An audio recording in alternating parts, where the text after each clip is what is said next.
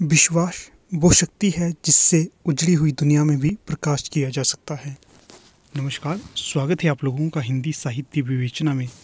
तो आज की इस वीडियो में हम डिस्कस करेंगे Himachal Pradesh staff selection commission board के पुराने प्रश्न पत्र को। तो चलिए शुरू करते हैं आज की वीडियो को। पहला प्रश्न है 175। पहले प्रश्न में पूछा गया है ये सबसे नई पर्वत श्रृंखला है। तो यहाँ पर बताना है कि कौन सी सबसे नई पर्वत श्रृंखला है।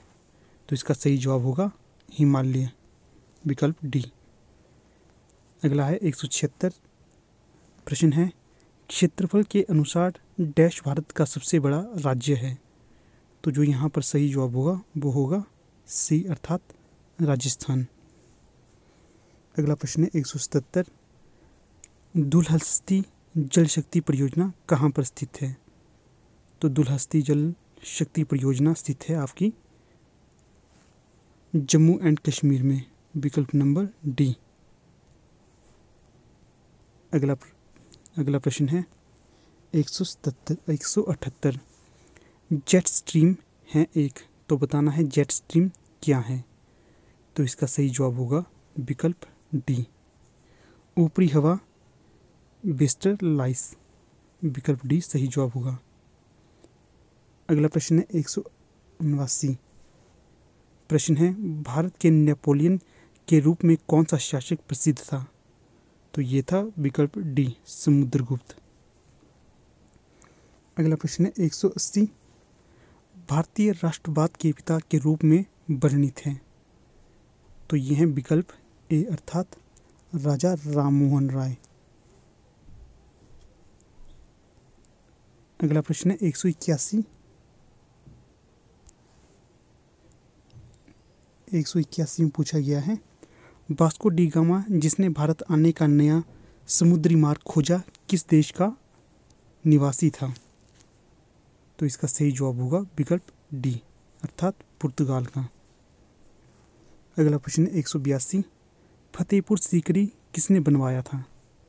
तो फतेहपुर सीकरी को बनवाया गया था अकबर के द्वारा, विकल्प डी। अगला प्रश्न है 183। प्रश्न है the discovery of India Bharat एक खोज नामक पुस्तक किसने लिखी थी। तो इसका सही जवाब होगा विकल्प सी, अर्थात जवाहरलाल नेहरू ने। अगला प्रश्न है 184। प्रश्न पूछा गया है प्राणियों के कल्याण के लिए निम्न में से कौन सा संगठन या एजेंसी कार्यरत है। तो यह है विकल्प नंबर सी, अर्थात पेटा। जो पेटा है ये प्राणियों के कल्याण के लिए एक संगठन या एजेंसी है जो प्राणियों के हित में काम करती है। अगला प्रश्न है 185। निम्न में कौन सी बैंक भारत के ग्रामीण क्षेत्रों से संबंधित क्रियाएं और कृषि के लिए अपेक्स बैंक के रूप में जानी जाती है। तो ये होगा सी, अर्थात नबार्ड। अगला है 186 प्रश्न स्कंद से प्राप्त कमाई अंशधारकों को भुगतान की जाए कहलाता है। तो 186 का सही जवाब होगा विकल्प डी, डिविडेंड। अगला प्रश्न है 187। प्रश्न है हरिशंकर प्रसाद चौरसिया किस वाद्य यंत्र से संबंधित थे। जो हरिशंकर प्रसाद चौरसिया थे ये संबंधित थे बांसुरी से, विकल्प डी सही है। अगला प्रश्न है 188। अपने देश का सर्वोच्च खेल पुरस्कार है। तो जो भारत देश का सर्वोच्च खेल पुरस्कार है तो वो है विकल्प डी, राजीव गांधी खेल रत्न अवार्ड।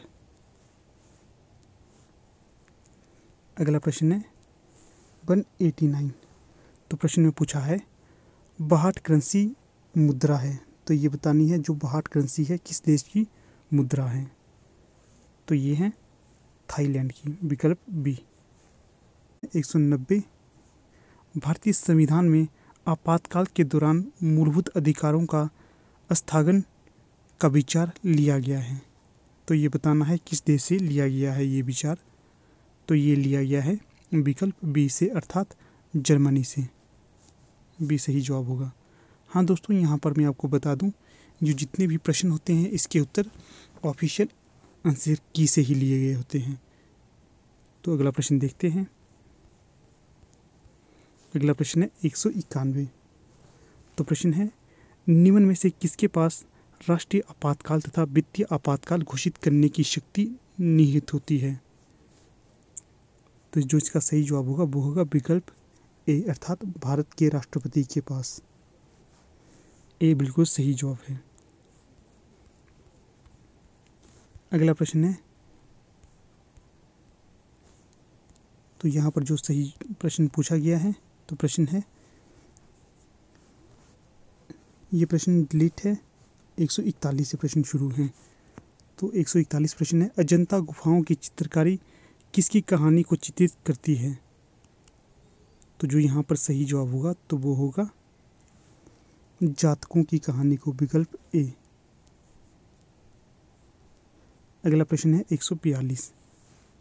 प्रश्न पूछा गया है, अष्टाध्यायी व्यवहार रखती है। तो बताना है जो अष्टाध्यायी रचना है ये किस चीज़ से व्यवहार रखती है या किस चीज़ से अपना संबंध रखती है? तो ये रखती है व्याकरण से, विकल्प सी। अगला प्रश्न है 143। गुप्त लोग कमज़ोर थे। तो बताना है जो गुप्त शासक थे वे किस विषय या चीज़ में कमज़ोर थे? तो जो यहाँ पर सही जवाब होगा तो वो होगा विकल्प डी, वास्तुशिल्प में। डी सही जवाब होगा। अगला है 144। तो प्रश्न है, पाल साम्राज्य की स्थापना किसने की थी? तो इसका सही जवाब होगा विकल्प ए, अर्थात गोपाल ने। अगला प्रश्न है 145। प्रश्न पूछा गया है, आर्य समाज की प्रथम इकाई कब स्थापित की गई थी? तो जो प्रथम इकाई की स्थापना की गई थी तो वो की गई थी 1877 में, विकल्प सी। और कई बार प्रश्न पूछा जाता है आर्य समाज की स्थापना कब की गई थी? तो वो की गई थी 1875 में। अगला प्रश्न है 146। वर्ष 1884 में ब्रिटिश ईस्ट इंडिया कंपनी ने एक प्रिंटिंग प्रेस की स्थापना की गई थी या लाया गया था? तो बताना है कहाँ पर लाया गया था। तो इसका सही जवाब होगा बॉम्बे में, विकल्प सी। अगला प्रश्न है 147। प्रश्न पूछा गया है, वर्ष 1905 में लॉर्ड कर्जन के द्वारा निम्न में से किसे सामंत या नाइट की उपाधि के लिए प्रस्तुत किया गया था? तो इसका सही जवाब होगा विकल्प बी, फिरोज शाह मेहता को। अगला प्रश्न है 148। वर्ष 1928 में किसने कर नहीं का अभियान चलाया था? तो इसका सही जवाब होगा विकल्प सी, सरदार वल्लभ भाई पटेल ने। अगला प्रश्न है 149। तो प्रश्न पूछा गया है, पंचशील के सिद्धांत की घोषणा किसके द्वारा की गई थी? तो जो पंचशील के सिद्धांतों की घोषणा की गई थी, विकल्प सी, अर्थात जवाहरलाल नेहरू जी द्वारा। अगला प्रश्न है 150। चीन ने भारत पर आक्रमण कब किया था? तो इसका सही जवाब होगा विकल्प डी, अक्टूबर 1862 में। अगला प्रश्न है 151। तो प्रश्न पूछा गया है, राजा राम मोहन राय एक अगुआ थे। तो बताना है ये किस चीज़ के अगुआ थे? तो जो यहाँ पर सही जवाब होगा वो होगा विकल्प डी, अर्थात ये सभी।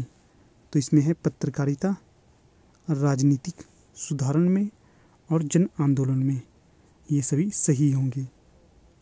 अगला प्रश्न है 152। वंदे मातरम हमारा राष्ट्रगीत किसने लिखा था? तो इसका सही जवाब होगा विकल्प सी, अर्थात बीसी चटर्जी ने। बीसी चटर्जी का मतलब होता है बंकिम चंद्र चटर्जी। अगला प्रश्न है 153। तो प्रश्न पूछा गया है यहाँ पर, निम्न में से क्या भारत के संविधान में राज्य सूची में शामिल नहीं किया गया है? तो 153 का सही जवाब होगा विकल्प डी, दंड प्रक्रिया संहिता। बाकी पुलिस ये किया गया है, कानून व्यवस्था भी की गई है और कैद खाना ये भी किया गया है। अगला प्रश्न है 155, निम्न में कौन सा राष्ट्रमंडल शिखर सम्मेलन भारत की मेजबानी में संपन्न हुआ था? तो जो यहाँ पर सही जवाब होगा तो वो होगा विकल्प सी, 24वां शिखर सम्मेलन। अगला प्रश्न है 155, तो प्रश्न में पूछा गया है सांप्रदायिक समन्वय सद्भाव का राष्ट्रीय न्यास किस प्रशासनिक नियंत्रण के अधीन है? तो इसका सही जवाब होगा विकल्प बी, अर्थात गृह विषयक मंत्रालय के अधीन। बी सही जवाब होगा। अगला है 156, तो प्रश्न पूछा गया है जातियों अथवा जनजातियों को अनुसूचित जातियों अथवा अनुसूचित जनजातियों में जाहिर करने की शक्ति का संवैधानिक प्राधिकार निहित है? तो इसका सही जवाब होगा विकल्प सी, भारत के राष्ट्रपति के पास। अगला प्रश्न है 157, तो प्रश्न पूछा गया है मरीचिकाओं को व्याख्यायित किया जा सकता है? तो 157 का सही जवाब होगा विकल्प बी, अर्थात पूर्ण आंतरिक परावर्तन के द्वारा। विकल्प बी बिल्कुल सही होगा। अगला है 158, एक तांबे के तार को फ्यूज तार के रूप में प्रयुक्त नहीं किया जा सकता क्योंकि इसका गलनांक उच्च होता है। बी सही जवाब होगा।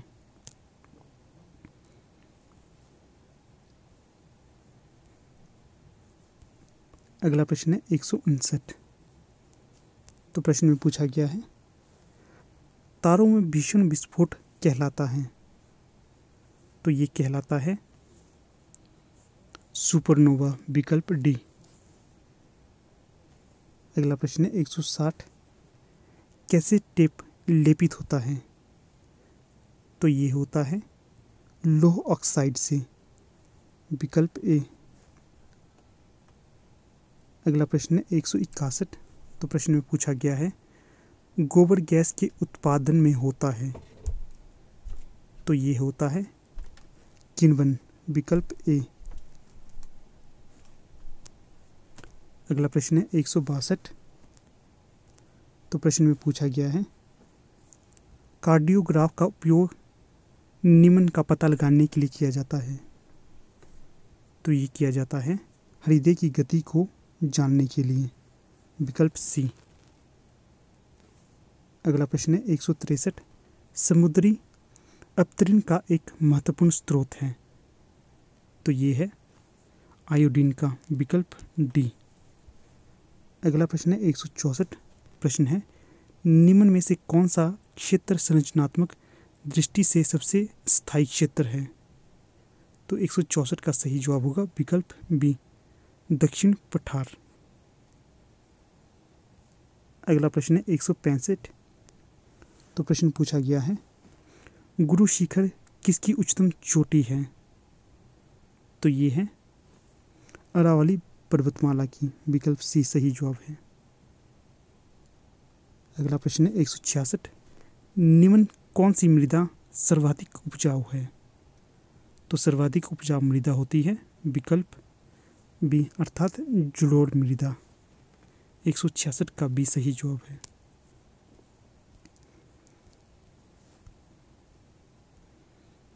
अगला प्रश्न है 167, प्रश्न है उत्तरी मैदान की वाणिज्यिक फसल है?